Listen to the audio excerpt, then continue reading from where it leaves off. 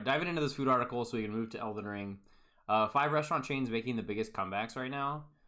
And I have a feeling that like a lot of these are seeing. I'm assuming this has to deal mostly with profits and chains. So I'm assuming that it's gonna have to do with ghost kitchens, since I think that that's kind of helped a lot of these sort of chains that have kind of been memed to death, like Applebees and.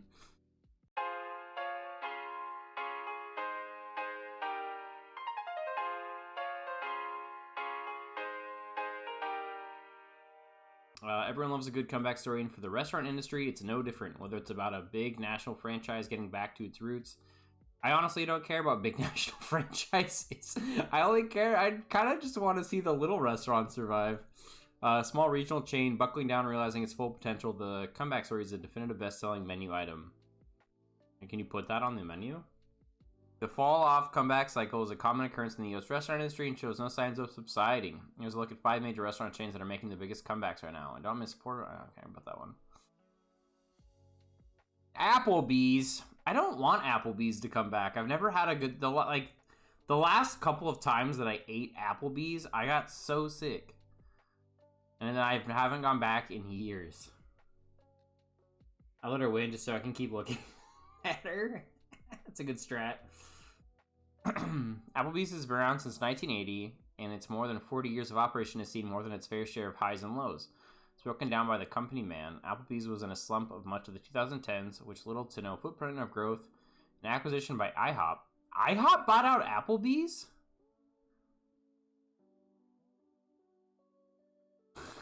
What? Where did IHOP get the money to buy out another restaurant chain? In a failed rebranding effort in 2016, remember those wood-fired grills and hand-cut steaks? I don't actually remember that. I don't. But eating good in the neighborhood has made a solid comeback in the past few years following the success of beverage deals like the Dollarita and the Dollar LIT. This, like, when you see places do stuff like this, like the Dollarita, you know that they're struggling big time. Anytime that you see, like, it happens, it works out for big chains, I think, but I've seen, like, local restaurants try to do this, and then, like, 2 weeks later, they go up, or they go under. It never is, like, it's always a bad sign. Been to Applebee's twice in my entire life. I lived near one for 5 years and refused to go. It's not worth it. It's definitely not worth going. Although apparently they're making a comeback, so maybe, who knows? The brand is exceedingly well positioned right now to thrive, to flourish, use whatever term you want. Is it? Our franchisees are more enthusiastic than they've ever been. I've got a great set of 30 franchise partners. We are poised for sustained growth and better positioned than at any point in my most recent 5-year tenure here.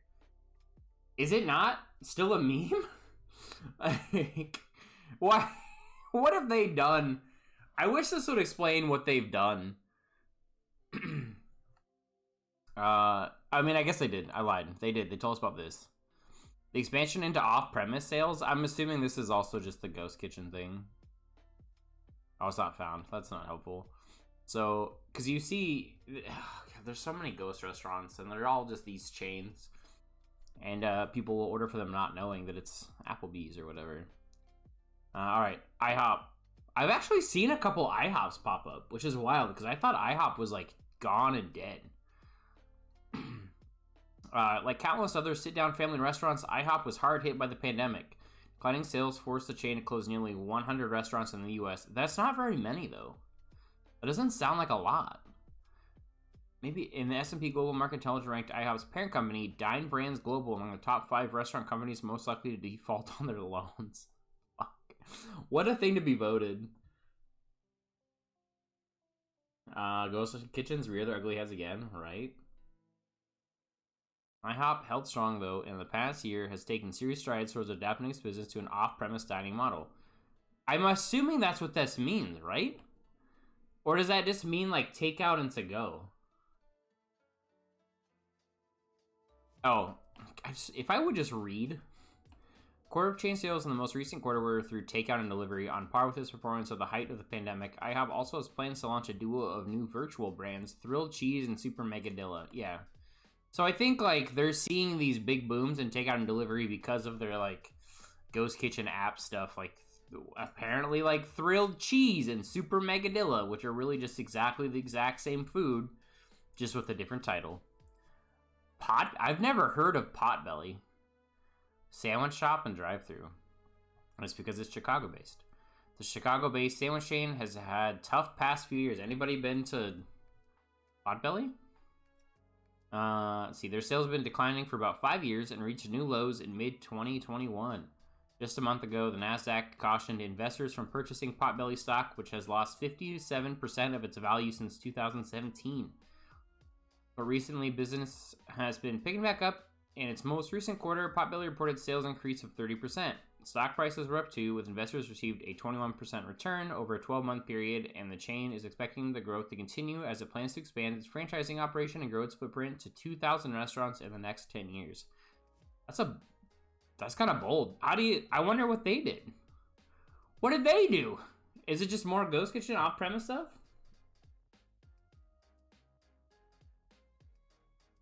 I'm so annoyed with ordering food and getting a Ghost Kitchen. I hardcore Google before ordering from anywhere I haven't before. Yeah, I've kind of started doing the same thing. Just because when you look like Wings Up, there's like 30 different wing places now, all with like wings and things and wings and wings. It's just like, and they all have the same generic picture of wings, and all the pictures of their plates are exactly the same. And you just look and you're like, oh, there's like these 5 things are like Applebees. So just like having all of that space on the app definitely would get them more sales, I think, because there's a higher chance of getting clicked on. Golden Corral Buffet and Grill. How did they survive? How did any buffets survive? Because you can't really do like a good takeout model of that, right? New restaurant? That's weird. That's suspicious. One of the greatest comeback stories of the pandemic. Golden Corral just about single-handedly proved that buffets have a future in the U.S. restaurant industry. It wasn't easy. The chain saw its store count dwindle from a high of 483 in 2019 to only 250 buffets operating last year. Some locations were set up as cafeterias. Golden Corral had to bail out its own franchises with deferred royalty payments. And the CEO is still hoping for a second round of restaurant relief funding. Yeah, keep hoping, buddy. But all things considered, America's #1 buffet is now, in 2022, back on the right course. The footprint is currently back up to about 360 units, and off-premise sales are on the rise thanks to investment in third-party delivery providers. There are even plans for the launch of a new fast casual sister brand, Golden Corral Steakhouse. A fast casual steakhouse sounds bad. Isn't Golden Corral a big Southern thing? I'm not really sure where they are. I remember seeing like advertisements on TV for Golden Corral, and I remember looking them up and having not one anywhere close to me. Where they had laxer regulations. It could be.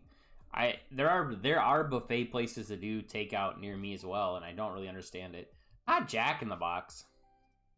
I think on a ranking of my favorite fast food restaurants to go, Jack in the Box is like the low tier. There's a Golden Corral near you. Is it good? Would you, on a scale of 1 to 10, Nathaniel? No. Thank you for your honesty. Thank you for your blunt honesty. Jack in the Box, a California-based burger chain. I didn't know they were California-based. Thrived during the pandemic, attracting higher income customers. Why would they attract higher income customers?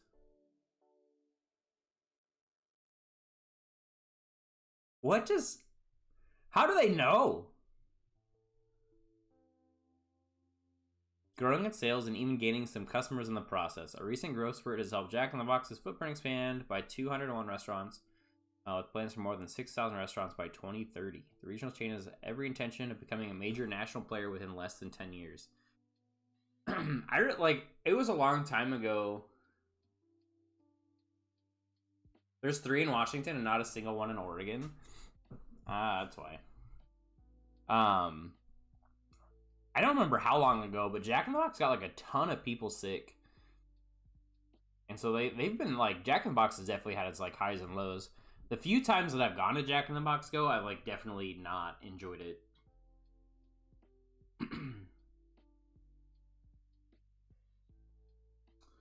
What's up, Taz? How you doing?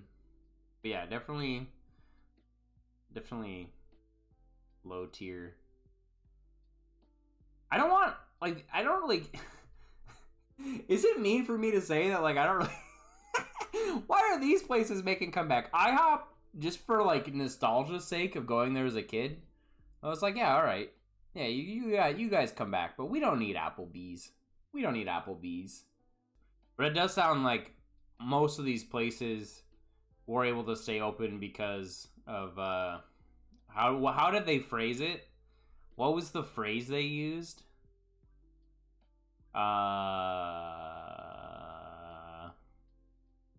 Expansion into off-premise sales.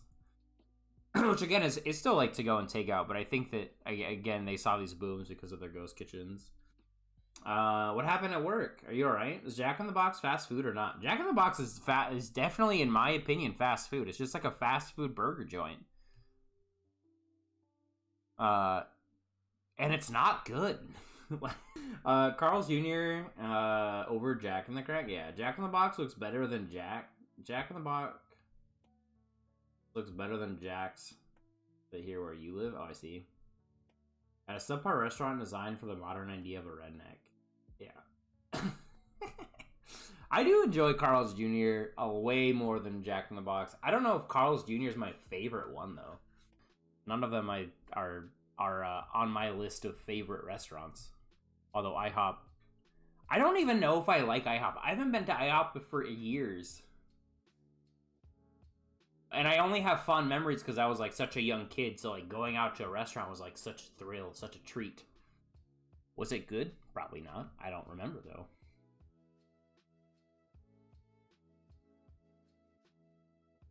You had IHOP the other day. It was meh.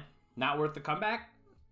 Yeah, I just like all of the sort of like breakfast chains are all they all kind of taste the same. Jack in the Box is still in business. I missed that, but Applebee's, Jack in the Box, Wendy's, IHOP, and that was definitely your faves. Yeah, I would. Yeah, I don't know. There's like one Jack in the Box by me, and there's never anybody there, so I'm not sure how they stay in business. To be honest, I don't think I've ever had Milo's. I forget about Wendy's. Every now and then, I do feel some Wendy's. Now I kind of want a burger.